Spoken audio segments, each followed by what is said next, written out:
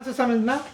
इसका जो है यहाँ तक बताए थे, इटली का एकीकरण खत्म हो गया था। आज जो बता रहे हैं थोड़ा शॉर्ट में समझना, जर्मनी का एकीकरण। अब बताओ, जर्मनी का एकीकरण जिस प्रकार से इटली का एकीकरण में कुछ बाधक तत्व थे जिसके कारण इटली का एकीकरण नहीं हो पाता था, उसी प्रकार से उसी आधार पर हम ये मान सकते हैं जर्मनी में भी कुछ बाधक तत्व था जिसके कारण जर्मनी का एकीकरण नहीं हो सकता था। तो उस बाधक तत्व को पहले समझते हैं। तो इसमें बाधक तत्व क्या था? तो पहला था, जर्मनी को भी लगभग 300 छोटे छोटे राज्य में विभक्त कर दिया गया था। कितने? 300 छोटे छोटे राज्य में विभक्त कर दिया गया था। बताओ, 300 छोटे छोटे राज्य में विभक्त था। अब इतना को एकता करने में, मतलब इतना को एकीकरण करने में बहुत बड़ा कठिनाई को सामना करना पड़ना था। ठीक, बहुत बड़ा सामना, मतलब बहुत बड़ा कठिनाई का सामना करके तब जाकर के इटली का क्या हुआ था, यानी जर्मनी का एकीकरण हुआ था। 300 छोटे छोटे राज्य में यह विभक्त था जर्मनी। ठीक, और दूसरा नंबर का ये बाधक तत्व था कि उत्तरी जर्मनी पर प्रोटेस्ट और दक्षिणी पर जो था यानी कि दक्षिणी पर जो था कैथोलिक का बहुमूल्य क्षेत्र था। कैथोलिक का मतलब होता है प्रोटेस्ट और कैथोलिक। ये ईसाई धर्म का जो होता है ना, ईसाई धर्म का दो खंड कह सकते हैं। पहला में प्रोटेस्ट आता है, दूसरा में कैथोलिक आता है। तो दोनों तरफ से दोनों क्या कर रहा था, अधिकार कर रहा था। एक तरफ यानी प्रोटेस्ट अधिकार कर रहा था, उत्तर के भाग में प्रोटेस्ट का अधिकार था और दक्षिण के भाग में कैथोलिक का अधिकार था। दक्षिण के भाग में कैथोलिक का अधिकार था, जिसके कारण जर्मनी का एकीकरण नहीं हो सकता था। तो उसके बाद यहाँ पर तीसरा नंबर का ये बताया, राष्ट्रवाद की भावना का अभाव था। पूरी तरह से राष्ट्रवाद की भावना का अभाव था। लोग जो है छोटे छोटे राज्य में ही सफल था, छोटे छोटे राज्य में भी सफल था, खुश रहता था। उसको कोई फिक्र ही नहीं था कि हमारा राष्ट्र एक हो। मतलब हर एक राज्यों में जो लोग रहते थे, 300 छोटे छोटे राज्य में जो लोग रहते थे, वहाँ के लोगों को ये होता ही नहीं था कि हम अपने राष्ट्र को एकता करें। क्या करें? एक करें और एक संविधान बनाएं। एक क्या बनाएं? संविधान बनाएं। जब तक पूरा राष्ट्र एक नहीं होता तो नया संविधान बनता नहीं बनता। इसलिए संविधान को बनाने के लिए पहले एकता, मतलब राष्ट्र को एक करना जरूरी था। ठीक, तो ये सब हो गया थोड़ा सा क्या, बाधक तत्व। ये क्या हो गया? बाधक तत्व, जिसके कारण जर्मनी में एकीकरण क्या हो रहा था, नहीं हो रहा था। अब दूसरा समझो, कुछ इसमें सहायक तत्व भी है। जर्मनी का एकीकरण में कुछ सहायक तत्व भी है। अब इस सहायक तत्व, ये बाधक तत्व हो गया और कुछ सहायक तत्व है। सहायक तत्व क्या क्या था? 1806 ईस्वी में नेपोलियन जर्मन राइन राज्य संघ का निर्माण किया। जर्मन राइन संघ का क्या था? निर्माण किया था, पहला सहायक तत्व। दूसरा में 1834 ईस्वी में व्यापारियों द्वारा जालवेरी नामक, याद रखना कौन सा, जालवेरी नामक एक संघ, मतलब एक संघ का गठन किया था। 1834 ईस्वी में 300 राज्यों का जो व्यापारी थे, 300 राज्यों का जो व्यापारी थे जर्मनी में, 300 राज्यों का जो व्यापारी थे, वो सभी व्यापारियों ने एक जालवेरी नामक संस्था का गठन किया था। ये इसका कुछ सहायक बिंदु हो गया, जिसके कारण एकीकरण करने में थोड़ा बहुत आसान, मतलब थोड़ा सा क्या हुआ था, सहूलियत हुआ था। और तीसरा नंबर में शिक्षकों और विद्यार्थियों द्वारा ब्रूसेन सेप्ट नामक संस्था की स्थापना किया था। मतलब विद्यार्थियों और कुछ शिक्षकों द्वारा ब्रूसेन सेप्ट नामक संस्था का भी गठन किया गया था, जिससे आसान हो रहा था एकीकरण करने में। कुछ सहायक तत्व, कुछ सहयोग हो रहा था, जिससे कि क्या हो रहा था, एकीकरण करने में कुछ सहयोग मिल रहा था। और तीसरा नंबर का बता रहे, चौथा नंबर का हो जाएगा वाइमार राज्य का येना विश्वविद्यालय। याद रखना, येना विश्वविद्यालय या तो कह सकते हैं येना विश्वविद्यालय राष्ट्रीय आंदोलन का केंद्र था। ये जो येना विश्वविद्यालय जो थे, राष्ट्रीय आंदोलन का ये केंद्र बिंदु था। कहाँ का था? वाइमार राज्य का। ये कहाँ का था? वाइमार राज्य। ये कहाँ पड़ता है? जर्मनी में ही पड़ता है। कहाँ पड़ता है? जर्मनी में ही पड़ता है। 300 राज्यों का एक भाग है एक राज्य है वाइमर, वाइमर राज्य। कौन सा राज्य? वाइमर राज्य। और यही है येना विश्वविद्यालय, यहीं पर राष्ट्रीय आंदोलन का केंद्र था। मतलब राष्ट्र में जब कोई आतंकी आता था ना, पूरे राष्ट्र पर जब कोई आतंकी हमला करता था तो यहीं से सेना निकलता था। यहाँ से क्या निकलता था? सेना निकलता था, आंदोलन के लिए निकलता था। दूसरा राष्ट्र जब इस पर आक्रमण करता था तब। अब दूसरा नंबर का समझो, अगला नंबर का इसमें क्या है? 5वां नंबर का ये हो जाएगा मेटरनिक द्वारा दमनकारी कानून। कार्ल मार्क्स, जिसको हम कहते हैं मार्क्सवाद के आदेश से राष्ट्रीयता का जो भावना था, इस प्रकार से भावना को और बढ़ने लगा था। और थोड़ा सा समझो, येना विश्वविद्यालय जो थे, याद रखना, येना विश्वविद्यालय का मेन खासियत ये है कि यहाँ से किसी भी प्रकार का राष्ट्र के प्रति आंदोलन होता था, राष्ट्रीय आंदोलन होता था। ऐसा नहीं कि राज्य आंदोलन होता था उसमें सैनिक निकल करके लड़ने के लिए चला जाता था। राष्ट्र के प्रति जब आंदोलन होता था, मतलब कोई दमनकारी नीति जब इस पर आक्रमण करते थे, दमनकारी या तो दूसरे राष्ट्र से कोई व्यक्ति आक्रमण करते थे, तो यहीं से सेना क्या निकल करके क्या जाते थे? आंदोलन करने के लिए जाते थे, आंदोलन करते थे। और याद रखना, ये मेटरनिक जो थे, जो कि ऑस्ट्रेलिया का क्या थे? चांसलर थे ना, ऑस्ट्रेलिया का प्रधान थे। ऑस्ट्रेलिया के क्या थे? प्रधान थे। ये मेटरनिक जो थे, और उस समय कहाँ राज्य कर रहे थे? तो यहाँ पर जर्मनी पर उसका कुछ क्षेत्रों में अधिकार था। जर्मनी के कुछ क्षेत्रों पर किसका अधिकार था? मेटरनिक का अधिकार था। और यहाँ का लोग जब एकीकरण करने के लिए निकला था, एकीकरण करने के लिए जब मतलब एकीकरण कर रहा था, तो दमनकारी नीति लगाया। काल्सवाद का आदेश दिया। काल्सवाद के आदेश से राष्ट्रीय आंदोलन को क्या किया था? उसको भावना को कम कर दिया था। और इस प्रकार से लोगों की भावना और बढ़ते गया एकता के लिए, मतलब आंदोलन के मतलब इटली का एकीकरण करने के लिए, और भावना धीरे धीरे क्या हो गया? बढ़ते गया। एकीकरण की भावना बढ़ते गया, जिससे लोग एकीकरण करने के लिए सोच बैठा था। ये कुछ बताए, कुछ सहायक तत्व, ये सब सहायक तत्व हो गया था, और ये कुछ बाधक तत्व है। कुछ सहायक तत्व और कुछ बाधक तत्व। इटली का एकीकरण करने के लिए सहायक तत्व हो गया, बाधक तत्व हो गया। बाधक तत्व और सहायक तत्व ये दोनों खत्म हो गया। अब समझते हैं क्या इटली का एकीकरण में, मतलब एकीकरण करने का मेन जिम्मा, मतलब मेन या तो श्रेष्ठ काम किसके ऊपर जाता है? तो बिस्मार्क के ऊपर जाता है। मतलब एकीकरण जब बिस्मार्क नहीं होता तो इटली का एकीकरण इम्पॉसिबल था। ठीक, यही था, बिस्मार्क ही थे जिन्होंने अपना सूझबूझ से व सहन शक्ति से क्या किया? इटली का कह सकते हैं जर्मनी का एकीकरण किया था। किसका? जर्मनी का एकीकरण किया था। तो अब बिस्मार्क के बारे में समझते हैं। तो इस बिस्मार्क में याद रखना, ये बहुत चालाक व्यक्ति थे बिस्मार्क। इसका अभी कहानी बताएंगे बिस्मार्क का। बिस्मार्क प्रसा के शासक विलियम का क्या था? विलियम का चांसलर था। ये इसका क्या था? चांसलर था। विलियम का क्या था? राजा ये था, और इसका चांसलर बिस्मार्क था।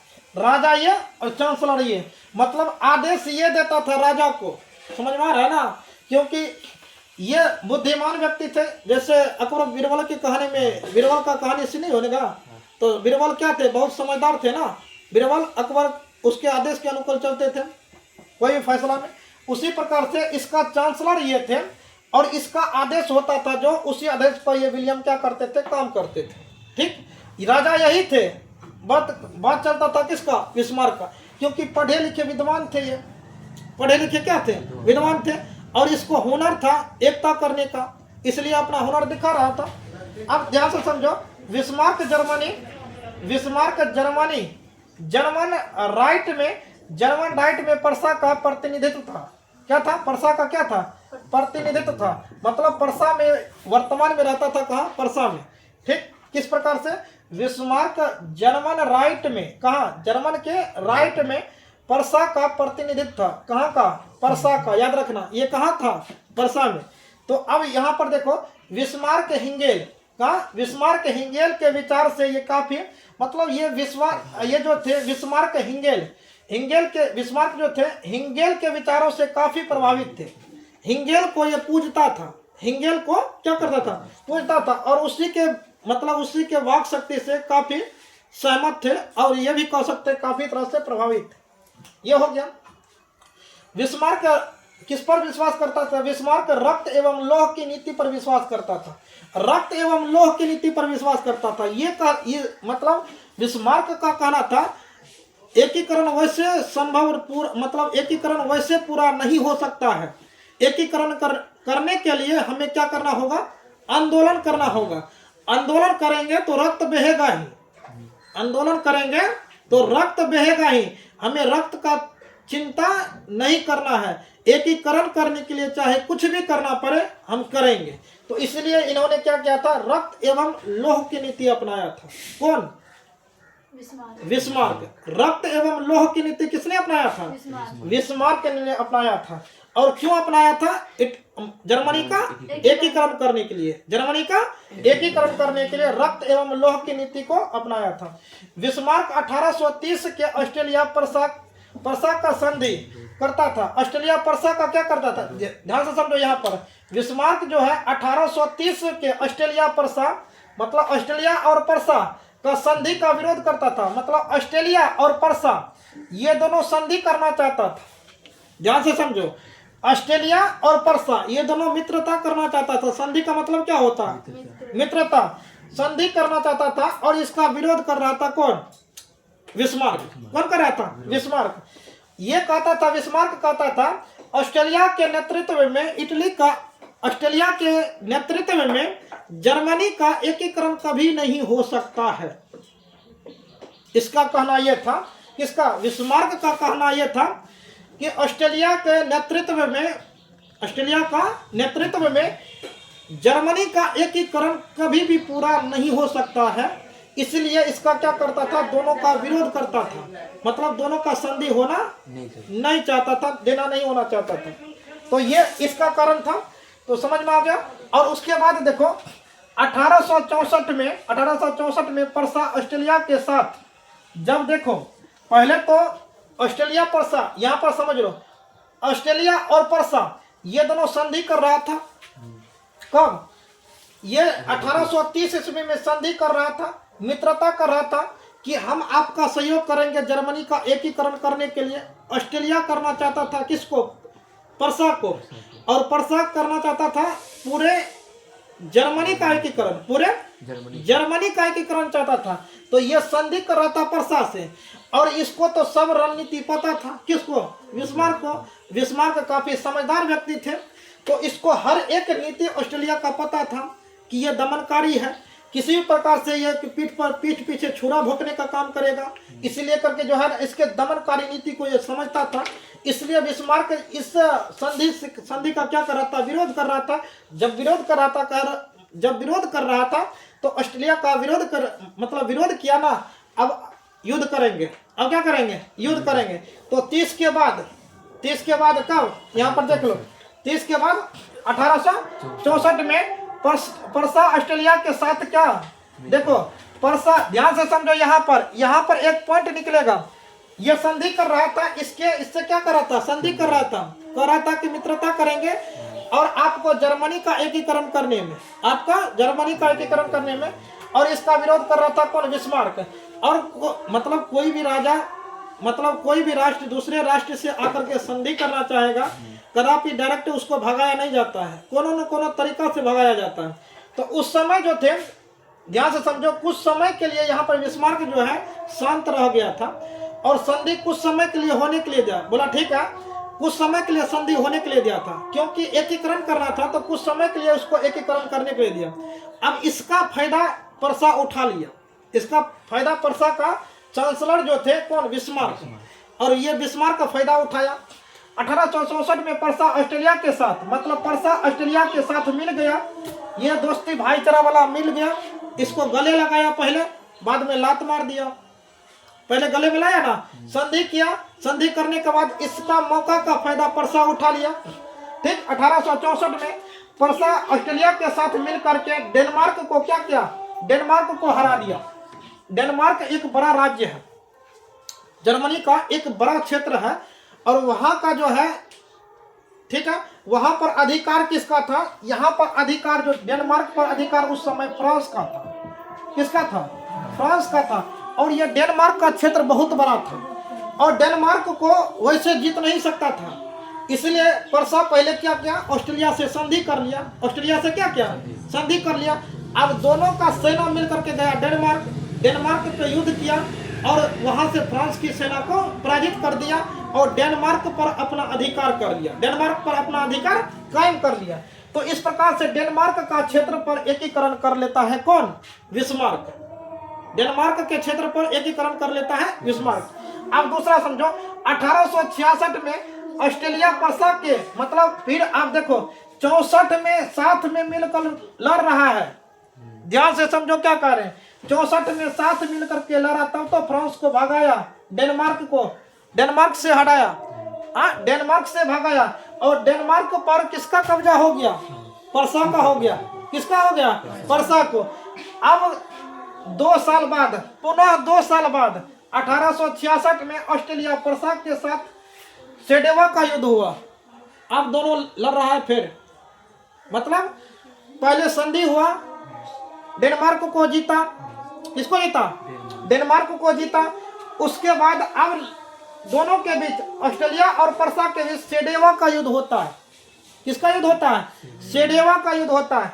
और सेडेवा का युद्ध में क्या किया, सेडेवा का युद्ध होता है बिस्मार्क, अगला नंबर का समझना, बिस्मार्क ने फ्रांस और इटली से समझौता कर, फ्रांस और इटली से समझौता कर लिया। कितना बड़ा चालाक व्यक्ति है बताओ। हाँ, का फिर से जब वहां से फ्रांस को हराया, फ्रांस को भगाया, 2 साल बाद फ्रांस से मित्रता कर लिया। 2 साल बाद फ्रांस से मित्रता कर लिया। और किससे, फ्रांस से मित्रता करके किससे लड़ रहा है, ऑस्ट्रेलिया से लड़ रहा है।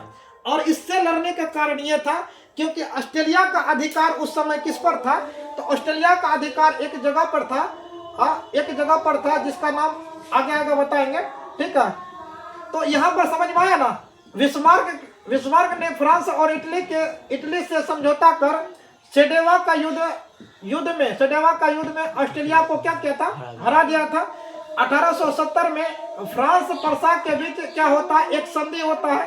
कौन सा संधि होता है, फ्रेड की संधि होता है। कौन सा, फ्रेक फंड की, इसका नाम याद रखना, फ्रेक फंड की संधि होता है। कौन सा, फ्रेक फंड की संधि होता है। और 1871 में इस तरह से जर्मनी पूरा तरह से एकीकरण, जर्मनी का एकीकरण पूरा हो गया था। तो समझ में आया ना, नहीं समझ में आया होगा, यहाँ पर थोड़ा सा कंफ्यूजन हुआ होगा। अब पहले से देखो, 64 में ऑस्ट्रेलिया मतलब परसा ऑस्ट्रेलिया के साथ मिलकर के डेनमार्क को जीत लिया, फ्रांस को भगाया। किसको भगाया, फ्रांस को भगाया। और कुछ क्षेत्रों में, जर्मनी के कुछ क्षेत्रों में ऑस्ट्रेलिया का अधिकार था। ध्यान से समझो, अब याद हो जाएगा। कहाँ पर अधिकार किसका था, ऑस्ट्रेलिया का अधिकार था। मतलब जर्मनी के कुछ क्षेत्रों पर ऑस्ट्रेलिया का अधिकार था। इसलिए परसा ऑस्ट्रेलिया से संधि किया। अब फ्रांस को पहले भगाया, लात मार करके पहले भगाया, ठीक। अब फ्रांस से जब भाग गया, 2 साल के बाद फ्रांस से मित्रता कर लिया। 2 साल बाद फ्रांस से फिर दोस्ती कर लिया। और फ्रांस से दोस्ती किया तो इटली से भी दोस्ती कर लिया। फ्रांस और इटली दोनों से दोस्ती कर लिया। ऑस्ट्रेलिया शक्तिशाली देश था। ऑस्ट्रेलिया क्या थे, शक्तिशाली देश था। वैसे तो उस पर आक्रमण नहीं कर सकता था क्योंकि ऑस्ट्रेलिया के पास भी जर्मनी का कुछ भाग, मतलब कुछ राज्य जो था, कुछ जर्मनी के कुछ राज्यों पर ऑस्ट्रेलिया का भी अधिकार था। ऑस्ट्रेलिया का भी अधिकार था। तो ऑस्ट्रेलिया से कैसे छीनता, तो इसीलिए करके ऑस्ट्रेलिया से मित्रता तोड़ दिया। ऑस्ट्रेलिया से मित्रता तोड़ा और फ्रांस से दोस्ती किया, इटली से दोस्ती किया। और वहां का सेना और वहां के राजा इसको साथ देने लगा, परसा को, और परसा को साथ देने लगा तो परसा और शक्तिशाली हो गया। ऑस्ट्रेलिया से जाकर के युद्ध लड़ा, तब जाकर के ऑस्ट्रेलिया से युद्ध लड़ा तो जाकर के ऑस्ट्रेलिया को हराया। और इस प्रकार से जर्मनी से खाली किया। ऑस्ट्रेलिया क्या किया, जर्मनी से खाली किया, तो गुड बाय कर दिया। वहां से जर्मनी भी खाली, ऑस्ट्रेलिया से जर्मनी से ऑस्ट्रेलिया भी भागा, फ्रांस भी भागा। जब ये दोनों नहीं भागता तो जर्मनी का एकीकरण कदापि भी नहीं हो पाता। तो भगाने के लिए कितना बड़ा षड्यंत्र रचा था बताओ।